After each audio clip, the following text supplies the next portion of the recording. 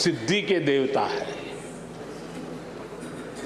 गणेश जी विवेक और ज्ञान के भी देवता है।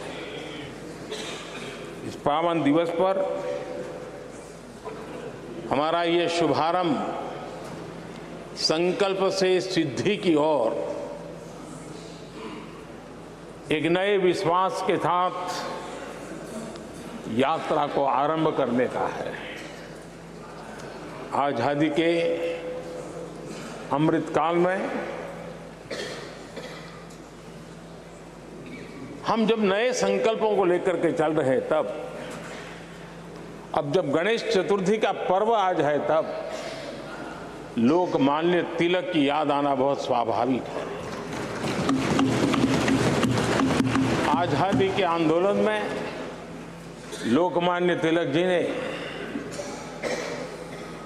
गणेश उत्सव को एक सार्वजनिक गणेश उत्सव के रूप में प्रस्तावित करके पूरे राष्ट्र में सुराज्य की आहलेख जगाने का माध्यम बनाया था। लोकमान्य तिलक जी ने गणेश पर्व से सुराज्य की संकल्पना को शक्ति दी।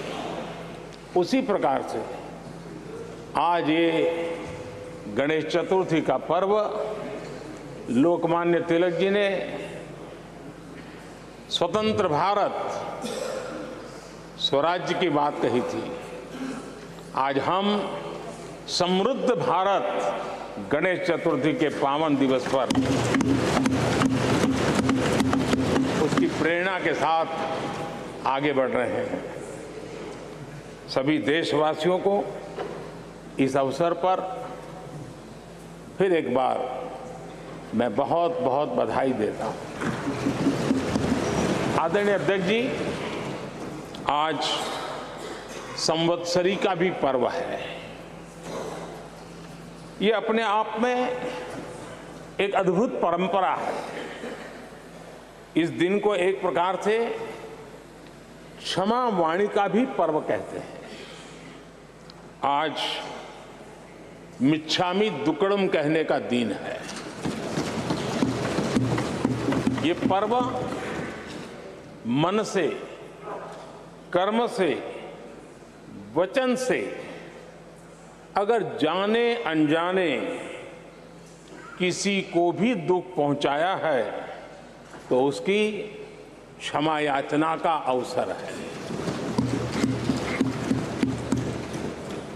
मेरी तरफ से भी पूरी विनम्रता के साथ, पूरे हृदय से आप सभी को, सभी सांसद सदस्यों को और सभी देशवासियों को मिच्छामि दुक्कड़म। आज जब हम एक नई शुरुआत कर रहे हैं, तब हमें अतीत की हर कड़वाहट को भुलाकर आगे बढ़ना है। इस स्पिरिट के साथ जब हम यहां से हमारे आचरण से, हमारी वाणी से,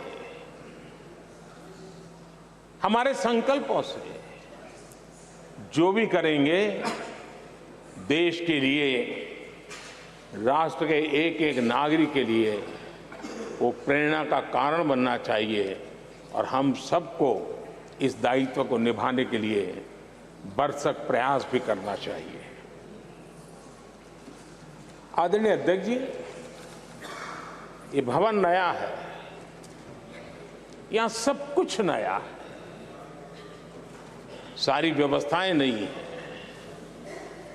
यहां तक आपके सब साथियों को भी आपने एक नए रंग रूप के साथ प्रस्तुत किया है।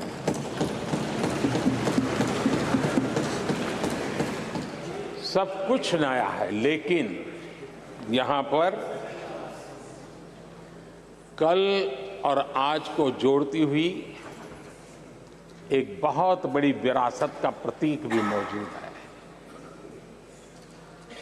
वो नया नहीं है, वो पुराना है और वो आजादी की पहली किरण का स्वयं साक्षी रहा है, जो आज अभी हमारे बीच उपस्थित है। वो हमारे समृद्ध इतिहास को जोड़ता है और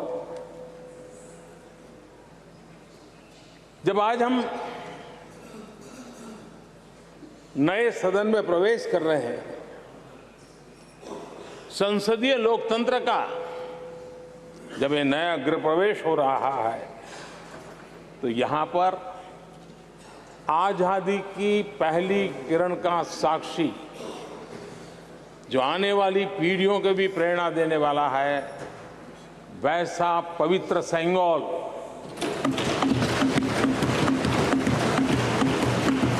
और ये वो सेंगोल है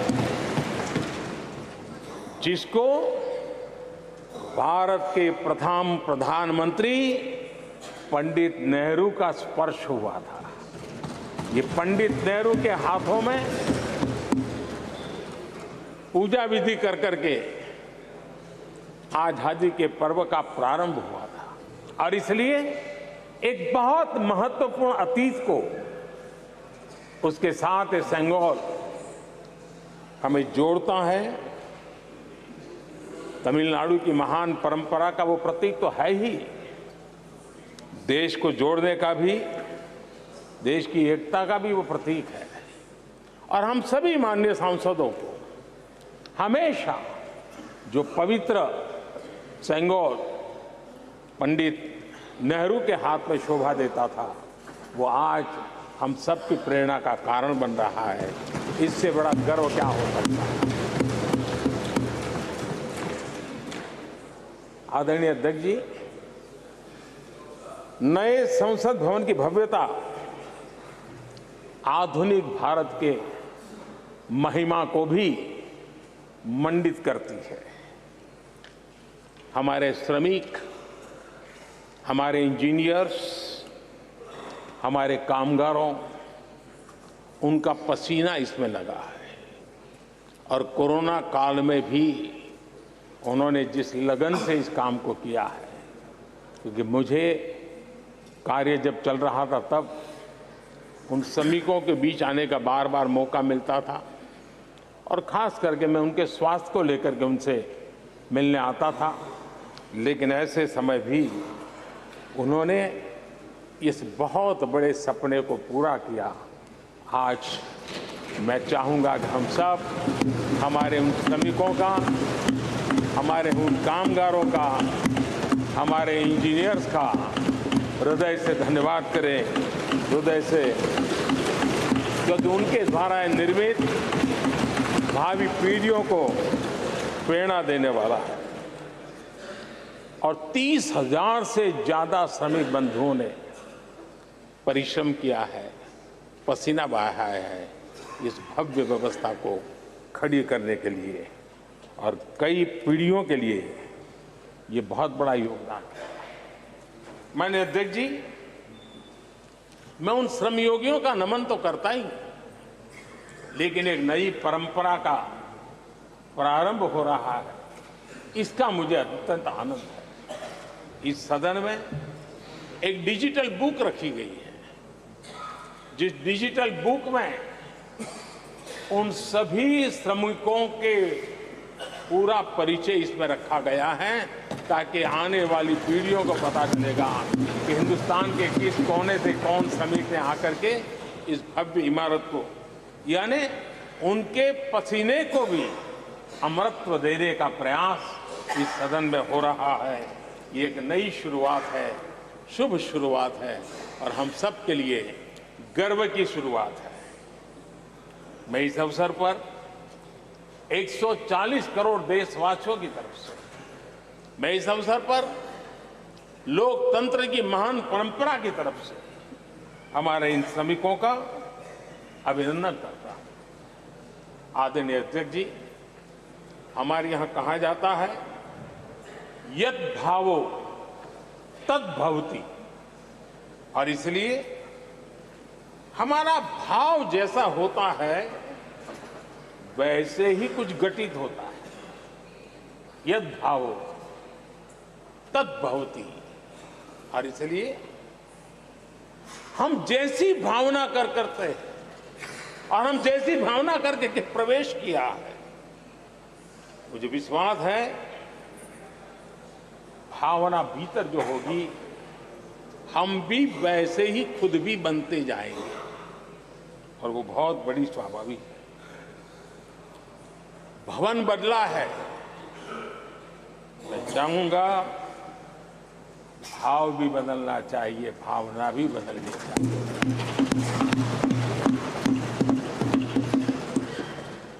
संसद राष्ट्र सेवा का सर्वोच्च स्थान है।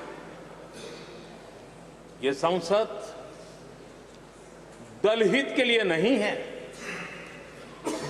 हमारे संविधान निर्माताओं ने इतनी पवित्र संस्था का निर्माण दलहित के लिए नहीं, सिर्फ और सिर्फ देश हित के लिए किया।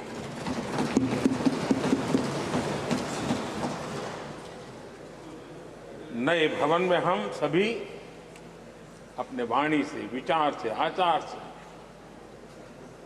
संविधान के जो स्पिरिट है उन मानदंडों को लेकर के, नए संकल्पों के अनुसार नई भाव को लेकर के, नई भावना को लेकर के, मैं आशा करता हूं, अध्यक्ष जी आप कल भी कह रहे थे, आज भी कह रहे थे, कभी स्पष्ट कह रहे थे, कभी थोड़ा लपेट कर भी कह रहे थे, हम सांसदों के व्यवहार के संबंध में मैं मेरी तरफ से आपको आश्वासन देता हूं कि हमारा पूरा प्रयास रहेगा, और मैं चाहूंगा कि सदन के नेता के नाते हम सभी सांसद आपकी आशा अपेक्षा में खरे उतरें, हम अनुशासन का पालन करें। देश हमें देखता है, आप जैसा दिशा निर्देश करें। लेकिन माननीय अध्यक्ष जी, अभी चुनाव तो दूर है, और जितना समय हमारे पास बचा है इस पार्लियामेंट के, मैं पक्का मानता हूं कि यहां जो व्यवहार होगा ये निर्धारित करेगा कि कौन यहां बैठने के लिए व्यवहार करता है और कौन वहां बैठने के लिए व्यवहार करता है। जो वहां ही बैठे रहना चाहता है उसका व्यवहार क्या होगा, और जो यहां आकर के भविष्य में बैठना चाहता है उसका व्यवहार क्या होगा, इसका फर्क बिल्कुल आने वाले महीनों में देश देखेगा और उनके बर्ताव से पता चलेगा, ये मुझे पूरा विश्वास है। आदरणीय अध्यक्ष जी, हमारे यहाँ वेदों में कहा गया है, सम्यच्च सव्रता भूत्वा वाचम वदत भद्रया, अर्थात हम सब एक मत होकर, एक समान संकल्प लेकर कल्याणकारी सार्थक संवाद करें। यहां हमारे विचार अलग हो सकते हैं, विमर्श अलग हो सकते हैं, लेकिन हमारे संकल्प एकजुट ही होते हैं, एकजुट ही रहते हैं, और इसलिए हमें उसकी एकजुटता के लिए भी भरपूर प्रयास करता रहना चाहिए। आदरणीय अध्यक्ष जी, हमारी संसद ने राष्ट्रहित के तमाम बड़े अवसरों पर ही इसी भावना से काम किया है। न कोई इधर का है न उधर का है, सब कोई राष्ट्र के लिए करते रहे। मुझे आशा है कि इस नई शुरुआत के साथ इस संवादीय के वातावरण में और इस संसद के पूरे डिबेट में हम उस भावना को जितनी ज्यादा मजबूत करेंगे, हमारी आने वाली पीढ़ियों को अवश्य हम प्रेरणा देंगे। संसदीय परंपराओं की जो लक्ष्मण रेखा है, उन लक्ष्मण रेखा का पालन हम सबको करना चाहिए और वो स्पीकर महोदय की अपेक्षा को हमें जरूर पूरा करने की कोशिश करनी चाहिए। आदरणीय अध्यक्ष जी, लोकतंत्र में राजनीति, नीति और शक्ति का इस्तेमाल ये समाज में प्रभावी बदलाव का एक बहुत बड़ा माध्यम होता है और इसलिए स्पेस हो या स्पोर्ट्स हो, स्टार्टअप्स हो या सेल्फ हेल्प ग्रुप हो, हर क्षेत्र में दुनिया भारतीय महिलाओं की ताकत देख रही है। G20 की अध्यक्षता, विमेन लेड डेवलपमेंट की चर्चा, आज दुनिया इसका स्वागत कर रही है, स्वीकार कर रही है। दुनिया समझ रही है कि सिर्फ महिलाओं के विकास की बात इनफ नहीं है। हमें मानव जाति की विकास यात्रा में उस नए पड़ाव को अगर प्राप्त करना है, राष्ट्र के विकास यात्रा में हमने नई मंजिलों को पाना है, तो ये आवश्यक है कि विमेन लेड डेवलपमेंट को हम बल दें और G20 में भारत की इस बात को विश्व ने स्वीकार किया है। महिला सशक्तिकरण की हमारी हर योजना ने महिला नेतृत्व करने की दिशा में बहुत सार्थक कदम उठाए हैं। आर्थिक समावेश को ध्यान में रखते हुए जनधन योजना शुरू की, 50 करोड़ लाभार्थियों में से भी अधिकतम महिला बैंक अकाउंट के धारक बनी है। ये अपने आप में बहुत बड़ा परिवर्तन भी है, नया विश्वास देता है। जब मुद्रा योजना रखी, ये देश गर्व कर सकता है कि उसमें बिना बैंक गारंटी 10 लाख रुपए की लोन देने की योजना और उसका लाभ पूरे देश में सबसे ज्यादा महिलाओं ने उठाया। महिला एंटरप्रेन्योर का एक पूरा वातावरण देश में नजर आया। पीएम आवास योजना, पक्के घर, ये भी उसकी रजिस्ट्री ज्यादातर महिलाओं के नाम हुई, महिलाओं का मालिकाना हक बना। आदरणीय अध्यक्ष जी, हर देश की विकास यात्रा में ऐसे माइलस्टोन आते हैं जब वो गर्व से कहता है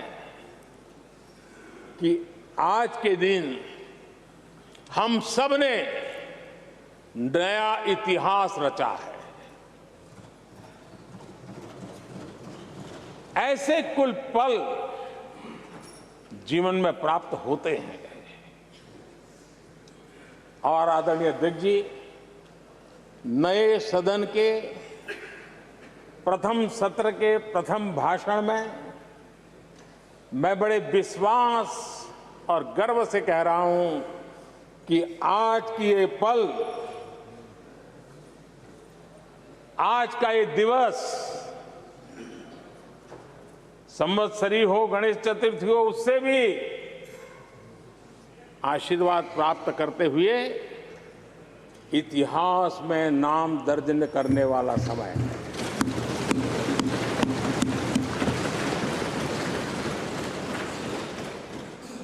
हम सबके लिए पल गर्व की पल है। अनेक वर्षों से महिला आरक्षण के संबंध में बहुत चर्चाएं हुई हैं, बहुत वाद विवाद हुए हैं। महिला आरक्षण को लेकर संसद में पहले भी कुछ प्रयास हुए हैं। 1996 में इससे जुड़ा बिल पहली बार पेश हुआ था। अटल जी के कार्यकाल में कई बार महिला आरक्षण का बिल पेश किया गया, कई बार, लेकिन उसे पार कराने के लिए आंकड़े नहीं जुटा पाए और उसके कारण वो सपना अधूरा रह गया। महिलाओं को अधिकार देने का, महिलाओं की शक्ति का उपयोग करने का वो काम, शायद ईश्वर ने ऐसे कई पवित्र काम के लिए मुझे चुना है।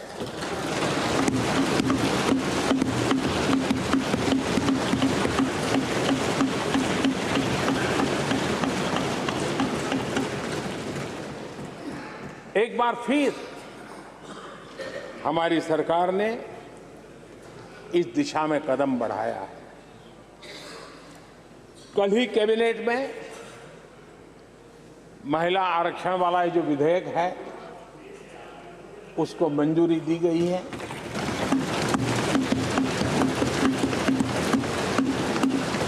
आज 19 सितंबर की ये तारीख इसीलिए इतिहास में अमरत्व को प्राप्त करने जा रहे हैं। आज जब महिलाएं हर सेक्टर में तेजी से आगे बढ़ रही हैं, नेतृत्व कर रही है, तो बहुत आवश्यक है कि नीति निर्धारण में, पॉलिसी मेकिंग में हमारी माताएं, बहनें, हमारी नारी शक्ति अधिकतम योगदान दें, ज्यादा से ज्यादा योगदान दें। योगदान ही नहीं, वे महत्वपूर्ण भूमिका निभाएं। आज इस ऐतिहासिक मौके पर नए संसद भवन में सदन की पहली कार्यवाही के रूप में, उस कार्यवाही के अवसर पर देश के इस नए बदलाव का आह्वान किया है और देश की नारी शक्ति के लिए सभी सांसद मिलकर के नए प्रवेश द्वार खोल दें। इसका आरंभ हम इस महत्वपूर्ण निर्णय से करने जा रहे हैं। विमेन लेड डेवलपमेंट के अपने संकल्प को आगे बढ़ाते हुए हमारी सरकार आज एक प्रमुख संविधान संशोधन विधेयक प्रस्तुत कर रही है।